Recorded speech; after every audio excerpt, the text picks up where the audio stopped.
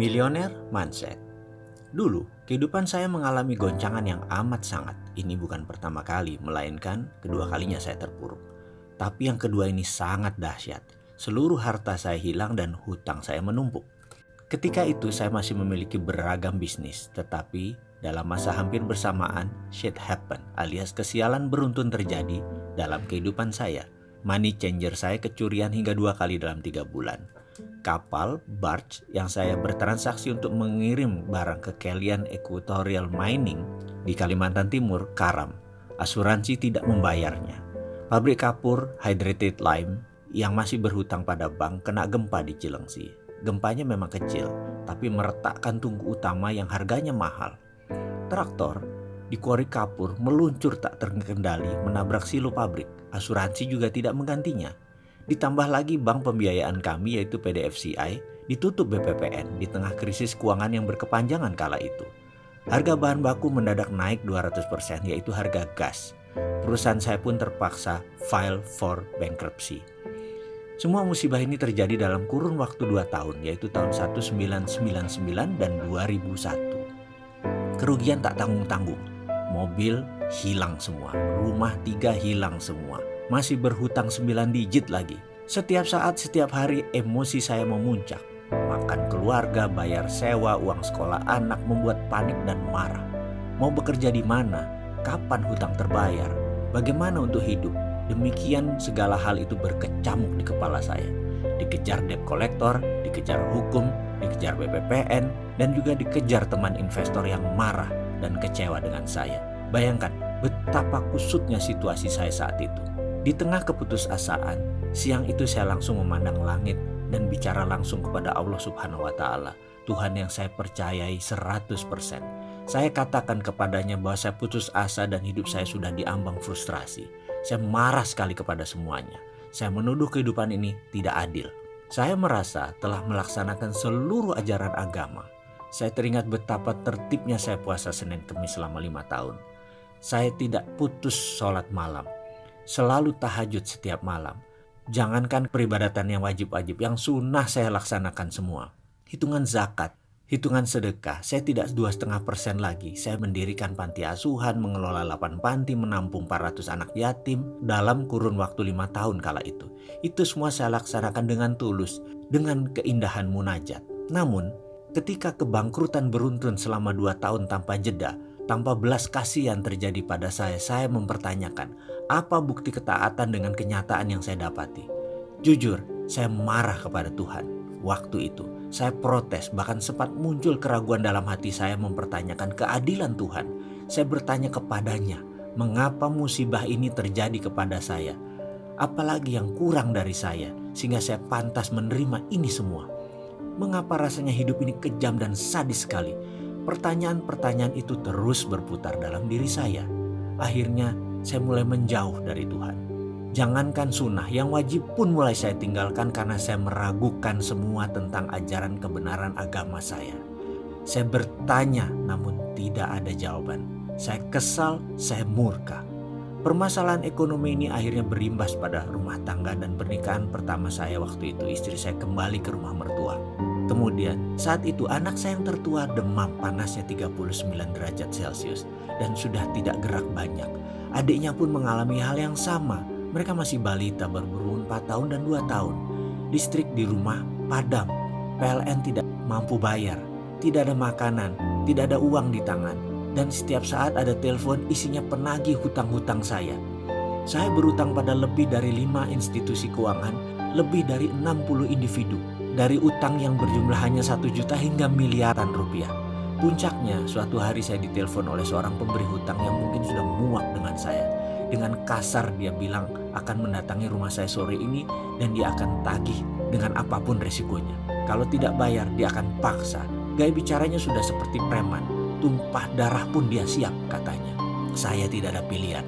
Hanya bisa melakukan satu hal. Saya bertahan habis-habisan, saya asah pisau. Saya sudah tidak sanggup lagi dan bersiap untuk kemungkinan terburuk. Kalau memang orang itu menantang bertumpah darah, terpaksa saya lawan. Saat itu rasanya saya siap membantai orang. Saya sudah tidak peduli lagi apa yang akan terjadi. Saya sudah tidak punya apa-apa, bahkan harga diri pun saya tidak punya. Saya siap mati. Kedua anak saya yang demam membujur lemas di lantai beralaskan hanya bed cover, bukan tempat tidur, udah dijual tempat tidurnya. Yang satu minum dari botol air tajin, air beras. Yang satu hanya diam dengan botol air mineral yang tidak diminumnya. Saya hanya menatap kosong. Ke dokter tidak bisa, tidak ada jalan lain saya menuju ke dokter. Karena itulah, begitu ada yang menantang harga diri saya sudah tidak punya apa-apa lagi. Saya siap jiwa raga. Dia yang menagih, kalau datang mencari ribut, saya bunuh. Itu pikiran laknat yang sempat terlintas dalam benak saya. Saat itu saya berpikir, toh dia orang rantau, keluarganya tak ada yang tahu, teman pun tak banyak. Kalau saya terpaksa bunuh dia, saya kubur di halaman belakang. Tidak ada yang tahu juga, rasanya saya benar-benar sudah dirasuki dajjal.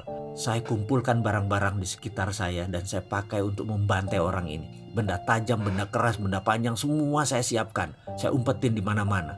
Saya tahu sekali bagaimana menggunakannya dan saya tahu sekali di mana sudut ruangan yang saya bisa pergunakan. Intinya saya panik aja segila-gilanya manusia.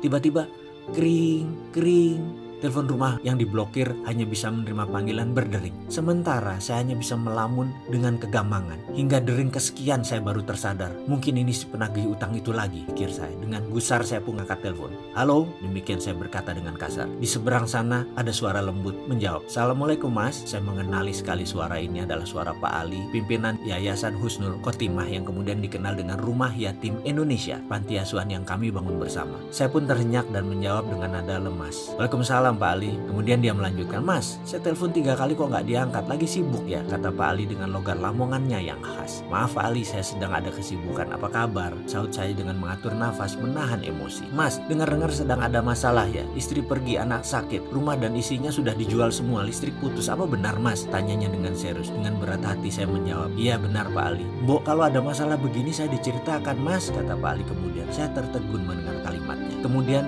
dia melanjutkan, mas, walaupun kita miskin, yayasan kita ada pegang uang dikit. Kalau mas butuh nih ada 3 juta, pakai aja dulu mas. Mas berhak kok, sudah 5 tahun mas membangun yayasan ini. Kalau ada masalah seperti ini, mas punya hak untuk memakai dan meminjamnya. Saya ke rumah ya sekarang, terus bawa anak-anak ke dokter. Saya yang antar.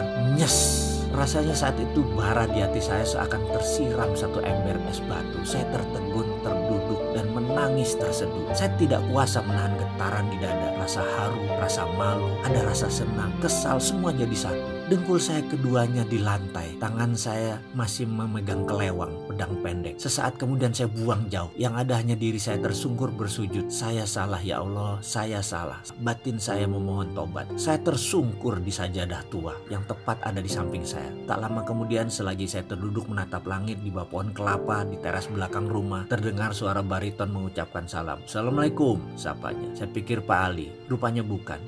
Dia rupanya tadi orang yang menagih utang dan menantang saya. Saya pun menjawab, Waalaikumsalam. Begini Pak, utang Bapak 10 juta, apa bisa saya ambil sekarang? Saya hanya berkata, anak saya sakit. Saya perlu uang untuk biaya anak saya. Sebentar lagi ada uang 3 juta datang. Terserah mas, mau ambil berapa mas atur. Kalimat itu mengalir tanpa saya rancang. Marah saya sudah hilang, saya pasrah saja. Oh begitu Pak, katanya dengan nada datar. Anak Bapak sakit dua-duanya, yang berbaring di dalam itu ya, katanya sambil menengokkan kepala ke arah ruang tengah. Iya, saya jawab singkat. Oh maaf kalau gitu, saya nggak tahu Pak kalau Bapak anaknya sakit. Sebaiknya Bapak urus mereka. Uang saya gampang, saya pamit dulu deh. Besok kabari saya Pak, urusan utang gampang, yang penting keluarga dulu. Begitu katanya tanpa basa-basi dan tanpa diduga-duga. Dia pun pamit pergi dan saya masih di posisi kebingungan. Lunglai di ujung bangku di bawah pohon. Tubuh saya berkeringat. Saya memaksa diri untuk bangun dan mengikuti dirinya dari belakang sambil memanggilnya. Mas, saya pasti bayar utang saya. Saya hanya butuh waktu. Maafkan saya ya mas kalau saya kasar dan panik. Itu kata saya. Ketika dia berbalik badan, saya julurkan tangan saya yang kemudian dia sambut dengan jabatan erat dan senyum di bibirnya. Dia berkata, iya pak, saya juga minta maaf. Saya salah mas, kata saya. Saya berutang tapi tidak berkemampuan. Saya janji mas, saya bayar. Tak lama setelah dia pergi datang Pak Ali dengan kijang tuanya. Tanpa basa-basi langsung saya peluk dia. Pak Ali, sukron, terima kasih. Itu kata saya. Ayo ke dokter mas, aku bawa fatur, mas gendong Aska, ajaknya singkat. Setelah 2 tahun dihajar musibah yang merusak keyakinan saya, akhirnya saat itu saya menyadari satu hal. Semua masalah yang saya alami berasal dari diri saya. Hal lain di luar diri saya hanyalah pelengkap. Saya langsung berdoa, maafkan saya ya Allah, ampuni saya. Engkau begitu mulia dan saya selama ini salah memandangmu. Saya sadar bahwa saya sendirilah yang harus bertanggung jawab dan menyelesaikan semua ini. Sayalah yang incar sepenuhnya. Maafkan saya yang telah melakukan kekuasaan-Mu ya Allah. Saya memilih berdamai dengan Allah. Saya memilih memulai sesuatu dengan kesadaran penuh untuk mengubah merubah nasib saya, menulis ulang sejarah hidup saya. Saya mendapatkan semacam pemahaman baru bahwa cara berpikir selama ini tidak bekerja dengan benar. Buktinya saya rugi, buktinya saya bangkrut, buktinya semua orang menjauh. Akhirnya saya harus merubah cara pikir saya. Itu ada dalam benak saya. Saya harus berubah. Saya harus kemana dan bagaimana saya mengubahnya? Itu pertanyaannya. Berkali-kali saya bertanya dalam diri saya. Tak lama setelah menjual rumah, saya pindah ke rumah kontrakan yang sempit. Suatu sore, tetangga rumah kontrakan saya pulang kantor. Kaca mobilnya terbuka separuh.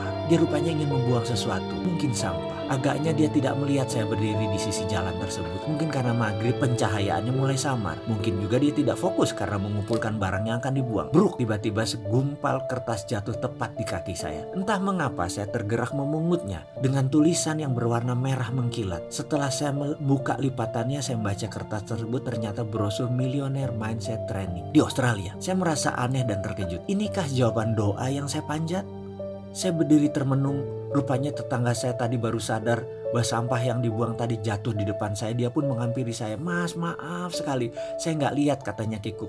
"Loh, nggak apa-apa, aku kan hanya ngelamun, nggak ngeh, aku baru ngeh pas ngeliat brosur itu," kata saya basa-basi sambil menunjukkan lembaran tersebut. "Iya, tadi saya dari kantor, tapi sepertinya nggak mungkin saya ke sana. Bukannya nggak butuh jadi orang kaya, tapi harganya itu loh. Seminggu di sana 30 juta. Mending buat modal," katanya mengurai. Saya hanya mengangguk-mengangguk sambil tersenyum. "Saya pamit Pak Sarif," kata saya. "Iya Pak, maaf ya, tadi benar-benar gak sengaja," katanya sungguh-sungguh. "Gak apa-apa bos, santai aja," jawab saya kemudian. Setelah itu, saya langsung sibuk berpikir, di mana saya cari uang 30 juta? Belum lagi uang untuk sanggup keluarga di rumah sementara saya pergi. Yang jelas saya sudah tekad untuk berubah. Saya bertekad untuk berubah dan melihat ini sebagai solusinya. Saya percaya itu. Singkat cerita, harta terakhir saya yaitu motor Tiger, mesin jahit, dan beberapa barang keluarga saya jual. Saya nekat terbang ke negeri kanguru. Saya menginginkan ilmu tersebut. Saya pun berangkat untuk mengikuti Millionaire Mindset Training di sana dengan harapan bisa menerapkan untuk memperbaiki kondisi hidup saya. Kira-kira sebulan setelah kembali dari pelatihan selama 7 hari tersebut, ternyata tidak ada perubahan apa-apa dalam perjalanan kehidupan saya. Saya masih menganggap bahwa apa yang saya pelajari itu aneh dan gak kena di logika. Mek ngono tok, apa iyo? Itu saya berkali-kali bilang, masa begitu sih? Emang gitu? Itu saya selalu membatin. Memang benar, saya meragukan dan saya menganalisa, mencoba mengurai maksud dari pelatihan tersebut. Tapi saya lelah, keadaan saya begitu-begitu saja. Saya belum bisa dapat uang lagi, saya belum bisa melunasi tunggakan hutang. Saya belum bisa merubah nasib saya. Apakah saya harus belajar lagi? Saya mencoba mengingat mundur pengalaman hidup saya. Semua itu terjadi di usia 28 tahun. Benar, saya merasa seakan berjalan di jalan bebas hambatan. Semua mudah, semua gampang. Pada saat itu saya bahkan menggampangi proses. Namun saat ini justru proseslah merupakan hal yang paling saya hormati. Barulah sejak di usia 28 tahunan kehidupan saya mengalami pasang surut yang luar biasa. Baik dari masalah pribadi, masalah spiritual, ketuhanan, masalah rumah tangga, masalah parenting, masalah keuangan. Dikala saya berpikir laut itu berair tenang, saya memilih mengangkat jangkar dan mengembangkan layar ke sebuah tujuan yang pasti, yaitu ingin sukses. Dengan tujuan yang hanya satu arah, yaitu ke depan. Sebuah kesombongan yang saya bayar sangat mahal, sangat melelahkan, penuh duka, air mata, dan keringat. Ternyata laut di depan tidak semanis gelombang di pantai. Di dalam perjalanan ombak besar, angin kencang, bahan bakar kurang, sumber daya terbatas. Satu hal yang saya lupa, saya tidak bawa kompas penunjuk arah. Dalam artian, saya mengarungi samudera tanpa ilmu, tanpa petunjuk, tanpa pembimbing. Bentang-bentang saya punya glory from the past, kisah sukses masa lalu. Saya merasa bisa melakukan apapun. Bayangin, di usia 26 tahun saya menjadi miliuner. Milian-milian uang ada di kantor saya. Masih muda, tapi dalam 28 tahun semua berbeda. Dalam 30 tahun mendadak semua bergeser. Itulah biang masalah saya di masa depannya sejak keputusan saya mengarungi samudera. Hingga sampailah saya ke titik di mana kapal saya akhirnya karam di dasar samudera. Sementara badan saya terdampar di pulau kecil sendirian dengan kebutuhan dasar seadanya. Saya hanya diam, meratap pun tidak bisa, air mata habis, tenaga tak punya, yang ada hanya nafas di badan. Itu pun setiap tarikan nafas terasa sesak, seakan-akan dada ini mau meledak karena terisi oleh rasa kesal, lelah, marah, dan kecewa. Karena itu, Ketika saya memutuskan untuk berubah, artinya saya tidak mau melakukan semuanya dengan cara yang sama seperti masa lalu. Saya harus melakukan dengan cara yang berbeda. Karena itulah saya memutuskan bahwa saya harus berilmu agar saya memiliki platform atau pondasi baru, terutama cara saya berpikir. Ibaratnya, saya bukan hanya perlu belajar dan menginstall software baru, tapi OS atau operating systemnya harus saya riset untuk bisa tergabung dan terhubung dengan software tersebut. Sederhananya begini, jika otak kita yang berkemampuan maha dahsyat ini adalah hardware pemberian Tuhan, softwarenya kita sendiri yang pasang. Sebut saja software sukses, software sehat, software bahagia, itu semua manusia yang install. Jadi hardwarenya memang pemberian Tuhan, tapi softwarenya manusia yang pasang. Mungkin banyak sahabat yang menonton video ini akan berkerut kening ketika saya membawa hal seperti ini, tapi coba saya berikan ilustrasi. Seorang anak yang hidupnya dikritik, dimarahi, ditekan, dipaksa, diharuskan, dibatasi, dilarang, dimaki, dan dihina akan membuat dirinya tumbuh sebagai pribadi yang peragu, pemarah, dan pendendam. Bandingkan dengan anak yang tumbuh dengan didorong, dipuji, disayangi, diperhatikan, didukung, dan dikelilingi suasana penuh canda tawa, sang anak akan memiliki platform hidup lebih ringan, lebih fun, banyak senyum, dan vibrasi dirinya disukai orang. Yang saya maksud di sini adalah software seseorang diinstal oleh orang tuanya, oleh lingkungan sekitarnya, dan tentu saja software yang buruk bisa diganti, diubah, bahkan dibuang bila kita mau. Sesuatu yang dipasang umumnya bisa dilepas. Setuju bukan? Bukan sesuatu yang permanen, karena itu kita yang masang, kita bisa lepas juga. Teman-teman dari bidang aplikasi psikologi mungkin mengenal ini dengan sesi terapeutik dalam dunianya. Ketika mencari kompas ilmu pengetahuan dan pola pikir, itulah saya baru sadar. Selama ini saya menerima hasil sebuah printer yang isinya salah. Lalu saya mati-matian mentipek, menghapus tulisan dalam kertas tersebut. Begitu seterusnya. Saya tidak sadar bahwa yang saya harus rubah adalah justru bukan dokumen yang diprint, tetapi bukan juga printernya, melainkan data di dalam komputernya. Kalau isi komputernya sudah benar, baik itu softwarenya maupun datanya, hasil yang diprintnya pasti tidak salah, pasti benar.